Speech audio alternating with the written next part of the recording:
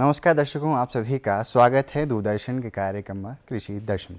दोस्तों, हम सभी जानते हैं कि बीते कुछ वर्षों पहले हिमाचल प्रदेश में कुछ चुनिंदा फसलों की खेती की जाती थी, पर बीते कुछ दशकों से हिमाचल प्रदेश में तरह तरह के फलों की खेती की जानी शुरुआत की जा चुकी है, जिसके कारण न केवल हिमाचल प्रदेश के किसानों को एक अलग पहचान मिली है, साथ ही हिमाचल प्रदेश को भी एक अलग पहचान मिली है, जिसके कारण हिमाचल प्रदेश को फल राज्य यानी कि फ्रूट बाउल के नाम से भी पूरे विश्व में जाना जाता है।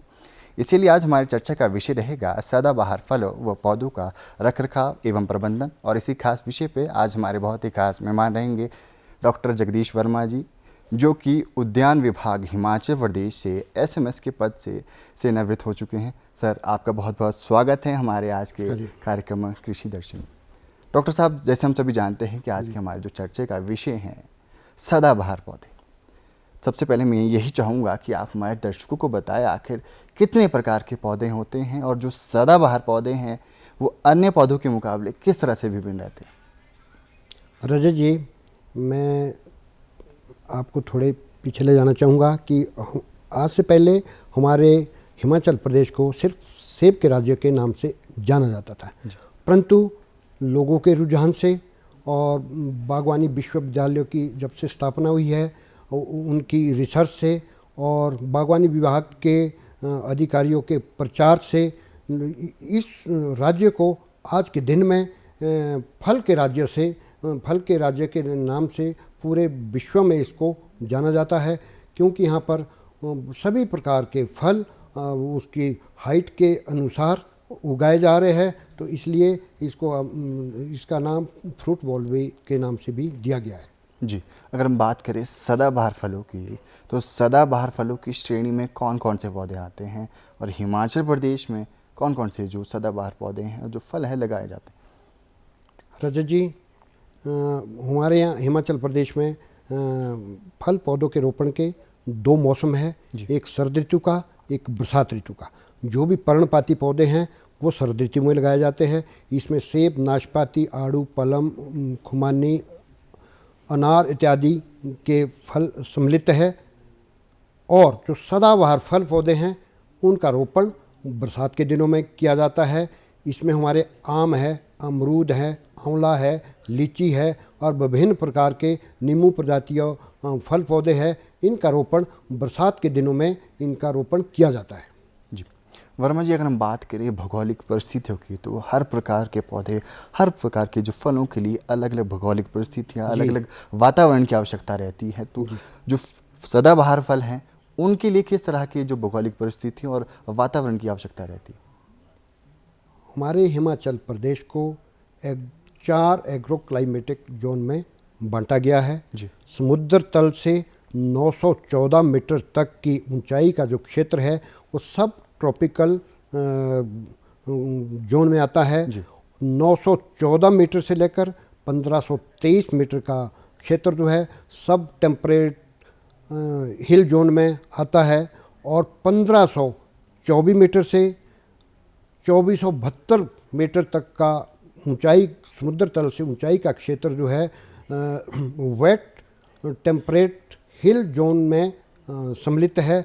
और 2472 मीटर से ऊपर समुद्र तल से जिसकी ऊंचाई है वो ड्राई टेम्परेट हिल जोन में आता है। इसमें हमारे ऊपर के क्षेत्र जैसे किन्नौर है, लाहौल स्पीति है, ये क्षेत्र इसमें आते हैं। रही सदाबहार फल पौधों की बात, ये सब ट्रॉपिकल जोन जिसकी ऊंचाई समुद्र तल से 914 मीटर तक की रहती है, उस क्षेत्र में इनको सुगमता से उगाया जा सकता है। जी, और हम जानना चाहेंगे कि सदाबहार जो पौधे हैं, जैसे आपने बताया आम हो गए, अमरूद हो गए, आंवला हो गया या नींबू हो गए, उनकी अलग अलग प्रजातियां हैं। इन पौधों को लगाने से पहले किसान भाइयों को किन किन बातों का ध्यान रखने की आवश्यकता है, क्योंकि सबसे पहले इनको लगाने के लिए हमें गड्ढे लगाने पड़ते हैं, गड्ढे बनाने पड़ते हैं, दूरी बनानी पड़ती हैं। तो इनमें किन किन तरह की जो गड्ढे की आवश्यकता है, दूरी की आवश्यकता है, इसके बारे में थोड़ा हमारे दर्शकों को बताएं। रजत जी, सबसे पहले तो है उस जगह का चुनाव। जगह आपकी कैसी है उसको आप खुद भी देख सकते हैं और किसी उद्यान विभाग के अधिकारी को दिखा सकते हैं। अगर आपको बागवानी विश्वविद्यालय का कोई सेंटर नज़दीक पड़ता है तो वहाँ से भी आप उसको, वहाँ से भी उसकी राय ले सकते हैं। परंतु दिशा के साथ हमारे को समझौता करना होगा कि जो दिशा हमारी जगह की है उसमें कौन सा फल लग सकता है, कब लग सकता है। इसके लिए उस जगह को चुनाव जब आपने कर दिया, उससे झाड़ियाँ इत्यादि काट दी, पत्थर इत्यादि दूर कर दिए, उसके बाद उस जगह से मिट्टी का परीक्षण आपने करवाना है। सभी फल पौधों के लिए लगभग loam soil, well fertile, well drain और लोम सॉइल की आवश्यकता रहती है। तो आप मिट्टी का परीक्षण भी ज़रूर उससे बगीचा लगाने से पहले करवाए। उसके पश्चात है उस जगह का लेआउट करना। लेआउट करना है रेखांकन, भाई बगीचे को आपने किस डिज़ाइन से लगते हैं। एक बगीचा आपका आयताकार विधि से लगता है, एक आपका बगीचा वर्गाकार विधि से लगता है, एक बगीचा आपका त्रिकोण सिस्टम से लगता है। आयताकार विधि में पौधे से पौधे की दूरी और लाइन से लाइन में अंतर रहता है, जबकि वर्गाकार विधि में पौधे से पौधा और लाइन से लाइन बराबर दूरी पर रहता है। जो मैं आपको त्रिकोण सिस्टम आपको बताता हूँ, उसमें आपको ये बताऊँगा कि जब आपने बगीचे लगाने के लिए बेस लाइन ली, उसके बाद आपने पहली लाइन के जो गड्ढे किए, दूरी पर जो भी गड्ढे किए, जैसे कि आपको रिकमेंडेशन हो, परंतु जब आपने दूसरी लाइन शुरू करनी है तो पहली लाइन के 2 गड्ढों के बीच की बराबर दूरी पर जो भी त्रिकोण बनता है वहाँ से आप दूसरी लाइन शुरू करेंगे और इसी तरह ये आगे आगे बढ़ता जाएगा और इसमें हर जगह आपको त्रिकोण ही नज़र आएंगे। जहाँ से भी आप देखेंगे वहाँ आपको लाइनें ही लाइनें नज़र आएगी। इसको हम हेक्सागोनल सिस्टम भी कहते हैं और इसमें 15 से 20% इसमें प्लांटेशन ज़्यादा हो जाती है और आपका बगीचा देखने में भी बहुत सुंदर लगता है। जी, अब हम बात करेंगे गड्ढों की, तो किन प्रकार के गड्ढे रहने चाहिए, किन तरह की उनके आकार रहने चाहिए और साथ ही उनकी जो गहराई है वो किस तरह की रहनी चाहिए। जी रजय जी, बहुत महत्वपूर्ण प्रश्न है आपका। मैं आपको इतना बताना चाहूँगा कि जब आप भी कोई बगीचा लगा रहे हैं तो उसमें कोई इनिशियल एरर नहीं रहना चाहिए। उदाहरण के तौर पर अगर आप कोई दूसरी फसलें उगा रहे हैं, सब्जी उगा रहे हैं, अगर आपने वो उगा दी तो उसका रिजल्ट आप 2 या 3 महीने के बाद आप देख सकते हैं और अपने आप गैप को आप सुधार सकते हैं कि यार मैंने इसको कम दूरी पर लगा दिया या इसमें सीड की सिलेक्शन गलत हुई या साइट की सिलेक्शन गलत हुई, परंतु आगे के लिए आप उसको 3 महीने के बाद ही आप उसको सुधार कर लेंगे। परंतु यहाँ इनिशियल एरर का मतलब ये है कि आप पहले जानकार से राय ले लो और आपके दाएं बाएं में जो बगीचा फलीभूत कर रहा है उसको आप देख लें, तभी आप उस तरफ जाए, क्योंकि इसके रिजल्ट लेट रहते हैं और बहुत समय तक बगीचा आमदनी देता है। और इसकी बात इतना मैं बताऊं कि जो हमारी दूसरी फसलें हैं, अनाज की फसलें, उससे कोई 8 से 10 गुना आउटकम इसकी आती है, परंतु उसके लिए 4 या 5 साल तक हमारे को प्रतीक्षा करनी है। इसलिए हमने इसमें इनिशियल एरर नहीं रखना। तो जैसे जगह का चुनाव और मिट्टी का परीक्षण और लेआउट करना और गड्ढा बनाना। गड्ढे बनाने की विधि मैं आपको बताऊं, जहां भी आपने लेआउट किया है, चाहे वो आयताकार किया, चाहे वो वर्गाकार किया, चाहे वो आपने हेक्सागोनल किया, वहाँ आप खूंटी गाड़ के रखेंगे, वहाँ पर लकड़ी की खूंटी गाड़ के रखेंगे। उस खूंटी के दायरे में आपने गड्ढा खोदना है। गड्ढे का साइज मैं आपको बताना चाहूँगा, 1 metre by 1 metre by 1 metre का गड्ढा खोदना है, यानी 1 मीटर लंबा, 1 मीटर चौड़ा, 1 मीटर गहरा आपने गड्ढा बनाना है। उसको खूंटी को केंद्र मान करके आपने वहाँ पर गड्ढा करना है। परंतु गड्ढे बनाते वक्त आपने इतना ध्यान जरूर रखना कि आप गड्ढे की आधी गहराई की मिट्टी को एक तरफ रखें और दूसरी आधी गहराई की मिट्टी को आप उसका ढेर दूसरी तरफ रख दें। गड्ढे को 10-15 दिन खुला छोड़ दें और जब हमने सदाबहार फल पौधों की प्लांटेशन जुलाई के महीने में करनी है तो आपके लिए गड्ढा मई या जून के महीने में तैयार होना चाहिए। और जो भी मिट्टी में सूक्ष्म जीवाणु है वो उस गर्मी से मर जाएंगे और आपकी जो सॉइल है नेचुरली ट्रीट हो जाएगी। आप भरते वक्त ध्यान रखें कि जो गड्ढे की ऊपर की सतह की मिट्टी थी उसमें लगभग 25-30 किलो गला सड़ा गोबर मिला करके गड्ढे की निचली सतह में भरे, और जो गड्ढे की निचली सतह की मिट्टी जो आपने दूसरी तरफ रखी थी उसमें इससे ज़्यादा गोबर आप मिलाएंगे और उसको फिर गड्ढे की ऊपरली सतह में उसको भरेंगे। जितनी भी मिट्टी आपने गड्ढे से बाहर निकाली है वो पूरी की पूरी मिट्टी उस पर इकट्ठी हो जानी चाहिए और गड्ढा आपका उभरा हुआ दिखना चाहिए, और दिखेगा उभरा हुआ। तो कहीं ना कहीं अल्टा पल्टी करना बहुत ज़रूरी है मिट्टी की और खाद की, ताकि वो आने वाले जो फल है जो पौधे के लिए उसके लिए काफ़ी ज़्यादा फायदेमंद। वो रजत जी इसलिए करनी ज़रूरी है क्योंकि जो आपने जब गड्ढा खोदना शुरू कर दिया तो आपने देखा होगा ऊपर की मिट्टी उसमें ह्यूमस था, यानी वो ऑर्गेनिक मैटर था, यानी वो उसमें नेचुरली ऑर्गेनिक मैटर मिला हुआ, यानी मैली मिट्टी है। जो नीचे की मिट्टी है वो कम मैल उसमें है और नीचे की मिट्टी काफ़ी खारी मिट्टी है। तो आपने उस गड्ढे को इतना दुरुस्त बनाना है कि वो उसके नीचे ऊपर की मिट्टी में जो है ना बराबर उसमें स्ट्रेंथ है, इसलिए आपने ऊपर की मिट्टी को नीचे भरना है और नीचे की मिट्टी को आपने ऊपर भरना हो। आपने देखा होगा जब कहीं भूमि का कटान होता है तो आप देखते हैं कि ऊपर की मिट्टी आपको काली काली दिखती है फुट भर की, उसके बाद नीचे थोड़ी रेड कलर की दिखती है और उसके नीचे जो है थोड़ी खारी मिट्टी दिखती है। तो आप ये समझिए कि ऊपर की मिट्टी बहुत उपजाऊ है और बीच की मिट्टी मध्यम उपजाऊ है और नीचे की मिट्टी है कम उपजाऊ है। तो हम आप बात को आपको ये नहीं कहेंगे कि आप उसके बाद 1 मीटर तक गंती मारे या 1 मीटर तक झब्बल मारे, उस मिट्टी को हमने पहले ही रिक्लेम कर दिया है। और ऊपर की मिट्टी में जब हम तौलिया बनाएंगे हर साल उसमें खाद और गोबर डालते रहेंगे तो नेचुरली वो भी उसी के बराबर फर्टाइल हो जाएगी। तो इसका यही कारण है कि मिट्टी की पलटा सलटी करने का, और जो मैंने आपको बात बताई कि गड्ढे को उभरे हुए रखना, वो उभरे हुए इसलिए रखना है कि जब आपने गड्ढा खोदा है गर्मी के दिन में खोदा है, भरा है गर्मी के दिन में खोदा है भरा है, और जो मिट्टी है वो खोद करके पोरस हो जाती है, समझिए ना आप, फिर उसका वॉल्यूम बढ़ जाता है।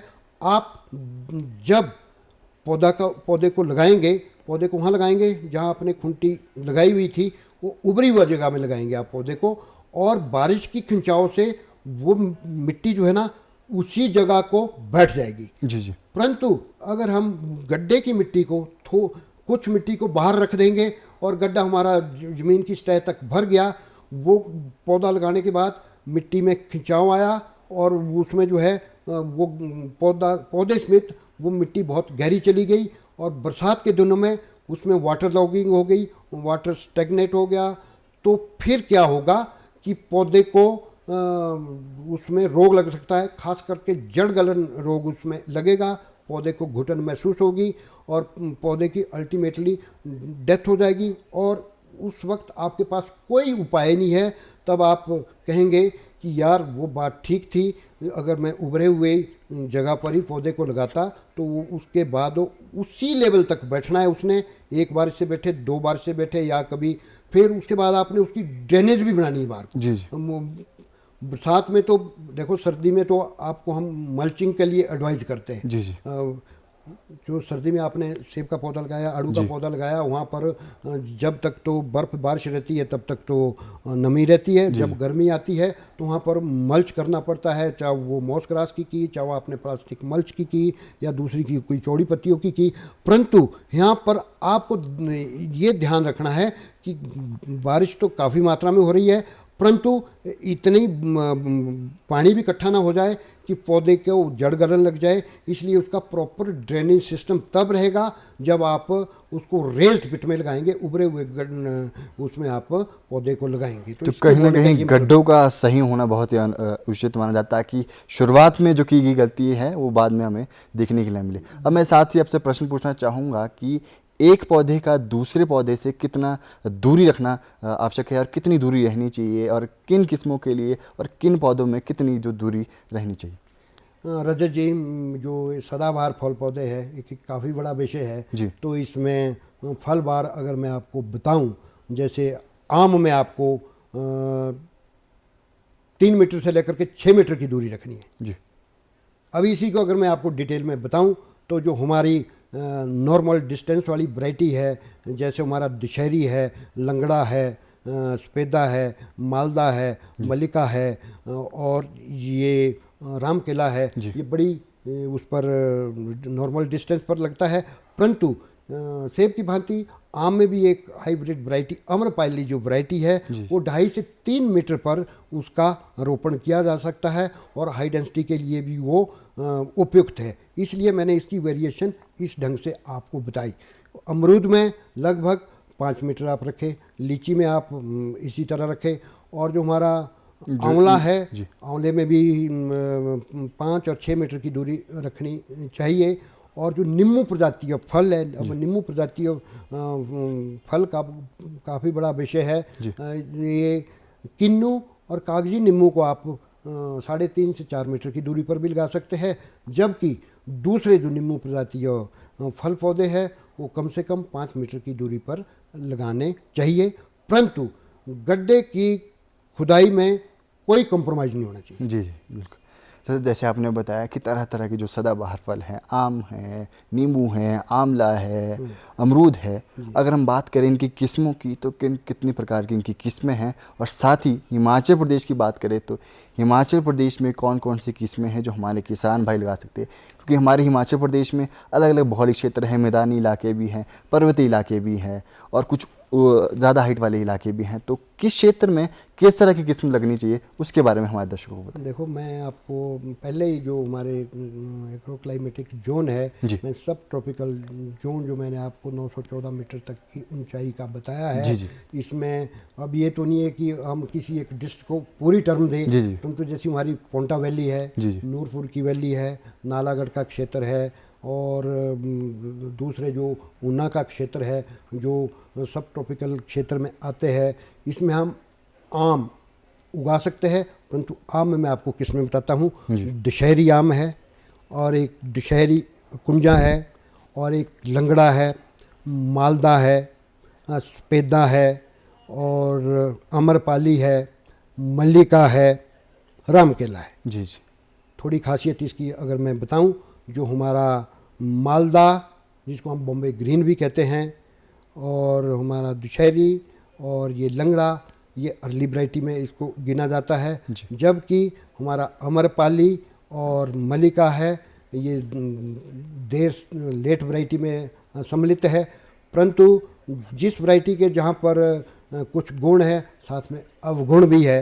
अगर दशहरी उसमें अच्छा लगता है, परंतु इसमें खाने में अच्छा लगता है, परंतु इसका एक वो है कि ये अल्टरनेट बेरिंग है, हर तीसरे साल फल देता है। तो इसको रिप्लेस किया है दशहरी की कुंजा या अम्रपाली ने। अम्रपाली में जो है स्टोन पतला होता है, पल्प ज़्यादा होता है और लेट आता है और हाई डेंसिटी प्लांटेशन के लिए बहुत ही उपयुक्त है। दूसरे टेबल पर्पज़ के लिए अच्छे है। और जो मैं एक राम केला वैरायटी बता रहा हूँ, ये स्पेशली पिकल के लिए इसको इस्तेमाल किया जाता है। जी। इसके बाद में वर्मा जी, क्या ऐसी भी कोई किस्में हैं जो बहुत जल्दी किसानों को फल देना शुरू कर देता है? क्योंकि अक्सर देखा जाता है कि किसानों में जल्दबाजी बहुत रहती है। अक्सर किसान भाई चाहते हैं कि बहुत से जल्द जो पौधा है वो फल देना शुरू कर दे, ताकि वो एक अच्छी जो वो बाज़ार में जाके एक अच्छी कीमत पा सके। मैंने आम के बारे में तो आपको बता दिया जी, जल्दी वाली भी बताई, मध्यम वाली बताई, लेट वाली भी बताई, है ना। हर किस्म अपनी अपनी जगह महत्वता रखी है, चाहे वो सेब में है, चाहे वो प्लम में है, चाहे वो इसके बाद के हो गए, चाहे नींबू के हो गए, हाँ चाहे नींबू के होंगे। अगर आप आंवले की बात करें तो N6 जी और N7 हाइब्रिड वैरायटियाँ है। जी। जो N6 है पिकल के लिए बहुत अच्छी है, N7 मुरब्बे के लिए बहुत अच्छी है। जी। एक चौकैया वैरायटी है, ये भी दोनों पर्पज़ के लिए इसको इस्तेमाल किया जाता है। और इसको जो हमारा आंवला है, जी। जंगली आंवला है, जी। इसको बडिंग करके, इसकी प्रोपेगेट करके इसको आगे के लिए इसको तैयार किया जाता है। जी। इसके बाद मैं अमरूद की बात बताता हूँ। अमरूद एक L49 का मतलब है लखनऊ 49। जी। ये बड़े आकार का तोता है और इसका गुद्दा लाल होता है। जी। एक इलाहाबादी सफेदा है, एक ललित है, एक श्वेता है। तो अमरूद को भी मैं आपको बताऊं, एक बिजू अमरूद भी होता है जी। जो लगता तो मोटिलिटी तो उसमें कम होती है, परंतु फल का साइज़ कम रहता है। परंतु अगर ये जो मैंने आपको हाइब्रिड ये बताए, अगर आपने इसकी फर्दर प्रोपेगेशन करनी है तो इसको एयर लेयरिंग से आप इसको प्रोपेगेट कर सकते हैं। इसको आप जो भी फल देने में आपको पौधा अच्छा लग रहा है उसको हवा में ही अगला पौधा इसका तैयार किया जाता है। यानी टहनी से 1 इंच का बार्क निकाल करके उसमें रूटक्स मिला करके और मॉस ग्रास बांध करके उसमें रूट फॉर्मेशन हो जाती है और अगली साल आप उसको उस मदर प्लांट से डिटैच करेंगे तो वह ट्रू टू टाइप निकल जाएगा। जी। इसी तरह मैं लीची में आता हूँ। लीची में एक वैरायटी है देहरादून, दूसरी है कलकतिया, तीसरी है रोज़ सेंटेड वैरायटी। और लीची की प्रोपेगेशन भी आप बढ़िया, जो आपके पास मदर प्लांट है, एयर लेयरिंग के माध्यम से आप कर सकते हैं। और इसका जिस तरह मैंने अमरूद के लिए बताया, ये मेथड इसके लिए लग सकता है। जी। और इसमें जो आपने आम के लिए एक बात बोली विधि कि भाई किसान अपने स्तर पर क्या कर सकता है। जी। अगर आपको पौधे कहीं बहुत दूर से लाने पड़ते हैं, जी। इतना भी मैं आपको बताता हूँ। जब हम टेम्परेट फ्रूट जिसमें सेब, आड़ू, नाशपाती, प्लम इत्यादि है, इसको 100 या 50 का बंडल इकट्ठा लाते हैं, जबकि हमारे को आम, संतरा और दूसरे जो पौधे ये गाची में लाने पड़ते हैं या पी बैग में लाने पड़ते हैं। यानी उस नर्सरी की लगभग 1 किलो मिट्टी उसको साथ चिपका करके लानी पड़ती है। परंतु ट्रांसपोर्टेशन में कई बार ये डैमेज हो जाता है और मैंगो में बड़ी भारी मृत्यु दर काफ़ी रहता है। इसलिए हम इसको इन सीटू मेथड से आप इसको उगा सकते हैं। जो लेआउट का तरीका बताया वही करना, जो गड्ढे करने भरने का तरीका बताया वही करना। जो हमारा काठू आम है, मैंजीफेरा इंडिका, जो देसी आम है, जब उसमें टपका लग जाता है, टपका तब लगता है जब वो पूरी तरह गल जाता है, उसकी 3-4 गुठलियाँ आप उस गड्ढे में दबा दें और जब हो सकता है 3-4 में से एक कम उससे निकले और फिर अगली बार उसमें आप जब ग्राफ्टिंग करेंगे मई जून के महीने में, तो साइड विनियर ग्राफ्टिंग से इसको तैयार किया जाता है। जो आपके पास मदर प्लांट अच्छा है उसकी ग्राफ्टिंग उसके ऊपर कर सकते हैं। और जो पौधे में मान लो आपने 2 में कलम की, दोनों चली तो एक को आप बाद में डिस्कार्ड कर सकते हैं। अगर 2 में से एक चली तो आप उसी को रख सकते हैं। परंतु उस पौधों में कोई हानि नहीं होगी, उसकी रूट डैमेज नहीं होगी, क्योंकि एक बारी जब एस्टेब्लिश हो जाएगा तो वो जैसे दूसरा पौधा ट्रांसपोर्टेशन से तो कहीं ना कहीं हमारे किसान भाई अपने स्तर पर भी अपने जो पौधे को लगा सकते हैं। एक और महत्वपूर्ण जो प्रश्न मैं आपसे पूछना चाहूँगा, जो सदाबहार जो फल हैं उनको लगाने का सबसे उचित समय कौन सा है, ताकि किसान भाई उसे सही समय पर लगा सके, ताकि आगे चल के उन्हें कोई समस्या देखने के लिए। आपने बिल्कुल सही बात पूछी है।